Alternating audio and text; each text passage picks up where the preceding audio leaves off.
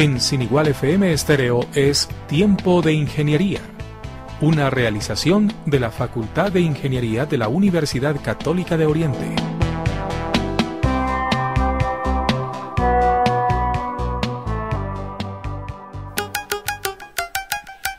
Muy buenos días, queridos oyentes, los acompañamos de nuevo en este programa Tiempo de Ingeniería.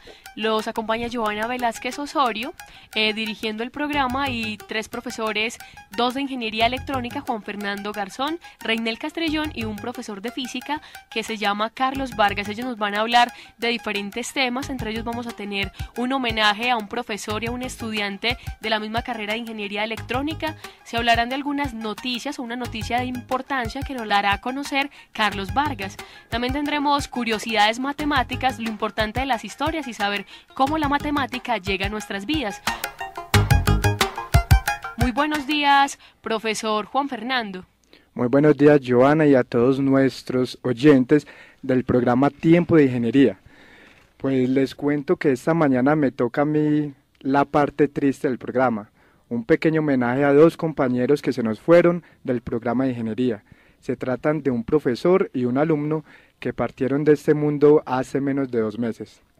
Entonces, el primero de ellos, que le queremos hablar un poquito para que ustedes los conozcan, se trata del profesor de Ingeniería Electrónica del área de telecomunicaciones, Juan Guillermo Vargas. Este profesor se destacó siempre por su seriedad, su compromiso con la institución, por su muy buen don de gente. Bueno, les cuento además que este profesor egresó de la Universidad de Antioquia en el año 2008, tiempo desde el cual nos acompañaba en el programa de Ingeniería Electrónica. Justamente yo tuve la fortuna de ser uno de sus estudiantes. Yo les cuento que yo me gradué hace más de un año acá de la Universidad Católica de Oriente como ingeniero electrónico y gocé de sus clases. Por eso hoy en día lo recordamos y doy fe de que es una triste pérdida para nuestro programa. Igualmente les hablamos un poco de nuestro compañero Luis Carlos Duque Arcila, estudiante de Ingeniería Electrónica y egresado de la primera corte de ingenieros electrónicos de la Universidad Católica de Oriente. Luis Carlos se destacó siempre por ser un gran artista del municipio de Marinilla. Era bajista del grupo Cabulla del mismo municipio, y justamente unos días antes de su fallecimiento, en un trágico accidente, habían alcanzado a grabar un disco, su primer disco, del cual una canción llamada Una imagen gris era de su autoría. Recordamos a Luis Carlos por ser un joven también muy alegre, muy comprometido con la institución, de gran talento en la música y en el arte en general.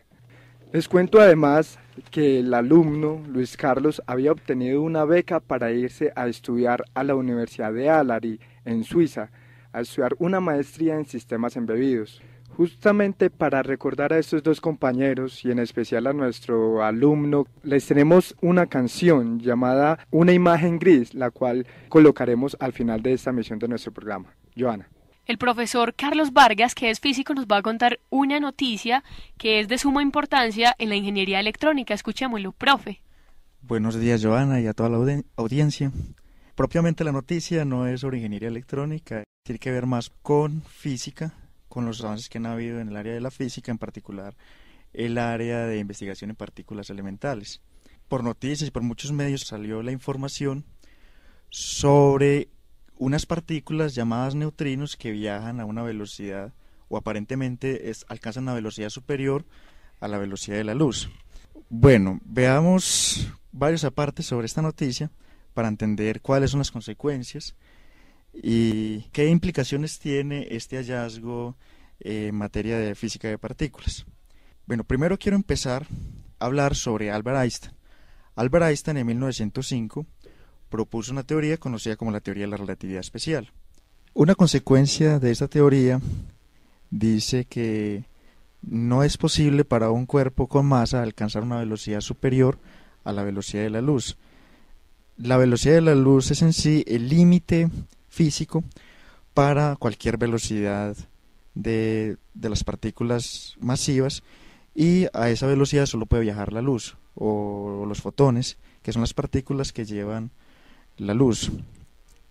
Ahora, se encontró que los neutrinos aparentemente viajan un poco más rápido que la luz en unos experimentos realizados entre el CERN, que es el Centro de Investigación en Altas Energías en Ginebra, Suiza, y un laboratorio en Italia, en donde se recibían los neutrinos que provenían del CERN y se medía por ende el tiempo que demoraban en llegar. Se notó que los neutrinos llegaban más rápido de lo esperado al centro de detección, originarios del CERN, o sea, el Centro de Investigación de Partículas.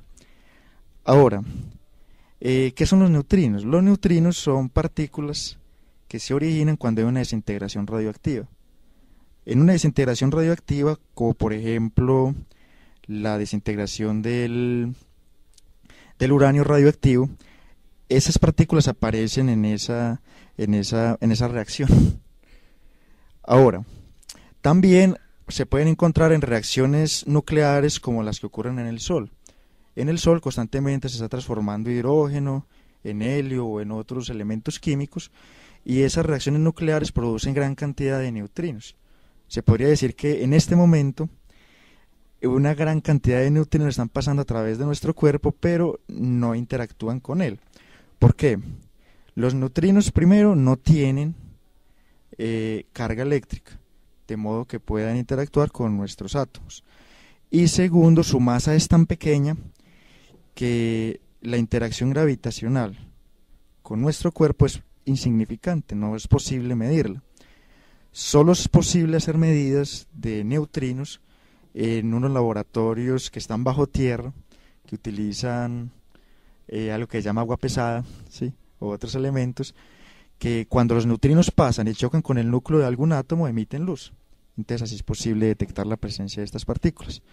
El laboratorio que yo les contaba, que estaba en Sado, Italia, está a 1400 metros bajo tierra, y ese laboratorio respecto al centro de partículas donde se producen los neutrinos está a unos 730 kilómetros. La luz se demoraría cerca de 2 milisegundos en llegar hasta allí, y los neutrinos están llegando cerca de 60 nanosegundos antes al detector. Entonces la conclusión directa que se extrae de ese experimento es que los neutrinos están viajando más rápido que la luz. Ahora, ¿qué implicaciones tiene en caso de que se verifique que no fue un error experimental, sino que efectivamente ese es el comportamiento de los neutrinos? Entonces se hace necesario revisar la teoría de la relatividad especial de Einstein con el fin de hacerla más general y poder describir el comportamiento que tienen los neutrinos, que aparentemente violan la primera o unos primeros postulados de la relatividad especial. Voy a tratar de hacer a la audiencia como un repaso de qué es la teoría de la relatividad especial. Primero, la teoría de la relatividad especial se basa en dos postulados. Uno dice que las leyes de la naturaleza, las leyes de la física, deben ser idénticas para cualquier observador inercial. Observador inercial es aquel que se mueve, ya sea con velocidad constante o está en reposo. Ahora, el segundo postulado dice que la luz es una constante para cualquier observador. Por ejemplo, usted va en un vehículo a 40 km por hora y tiene otro vehículo que pasa a su lado a unos 60 km por hora. Alguien que esté afuera en la vía pensará que el vehículo de 60 km por hora va a 60 km por hora. Ahora, usted que va en su carro piensa, no, este vehículo se mueve respecto a mí a 20 km por hora, o sea, hay una resta en las velocidades. ¿Qué pasaría si yo viajara a una velocidad cercana a la velocidad de la luz? Uno diría, voy a poder ver a los fotones quietecitos. Sí, porque estoy viajando a la misma velocidad, entonces ellos no van a alejarse de mí a la velocidad de la luz. Lo que dice Einstein es que independiente de la velocidad a la que usted se mueva, los fotones o la luz se va a mover siempre respecto a usted a esa misma velocidad. Ahora, ¿qué implicaciones ha tenido eso? Una implicación muy conocida es, por ejemplo, la dilatación del tiempo, que dicen que si un cuerpo se mueve a una velocidad cercana a la velocidad de la luz, entonces el tiempo parecerá transcurrir más despacio. Otra es que las partículas masivas, cuando se alcanzan velocidades cercanas a la de la luz, adquieren como una masa más muy grande. Entonces cada vez se requiere más y más energía para empujarlas y nunca es posible alcanzar la velocidad de la luz. De hecho, en el experimento que les mencionaba al principio del acelerador de partículas en Suecia, se requiere una gran cantidad de energía para hacer que las partículas que allí se mueven, se llaman hadrones. El experimento se conoce como colisionador de hadrones. En este experimento se toman partículas cargadas, protones, y para averiguar cómo está constituida la naturaleza se hacen chocar. Cuando chocan, se producen otra serie de partículas, como por ejemplo los neutrinos. Se requiere una gran cantidad de energía para hacer que estas partículas alcancen velocidades cercanas a la velocidad de la luz. Y teóricamente se dice que si se quiere que alcancen todavía un valor más aproximado a la velocidad de la luz, se requeriría muchísima más energía.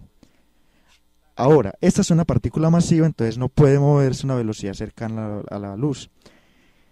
En el caso de los neutrinos, mencionábamos, no tienen carga y tienen poca masa.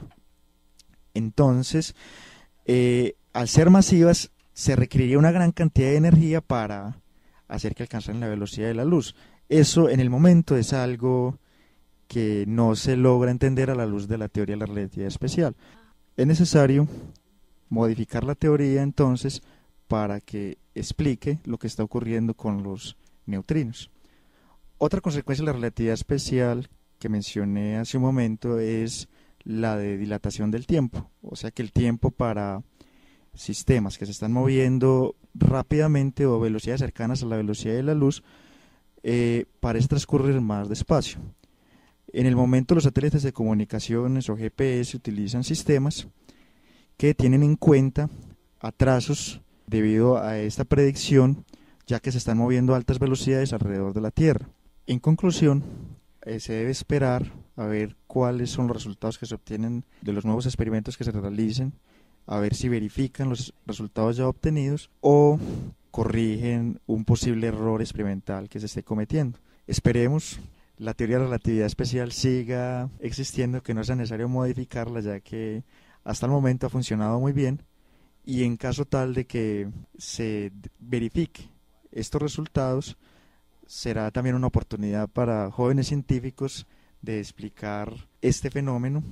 Muchísimas gracias, Joana, por invitarme al programa, y a mis compañeros Tiempo de Ingeniería. En este programa también tenemos un invitado muy especial, que es Reinel Castrillón, un profesor de Ingeniería Electrónica, que nos va a contar unas...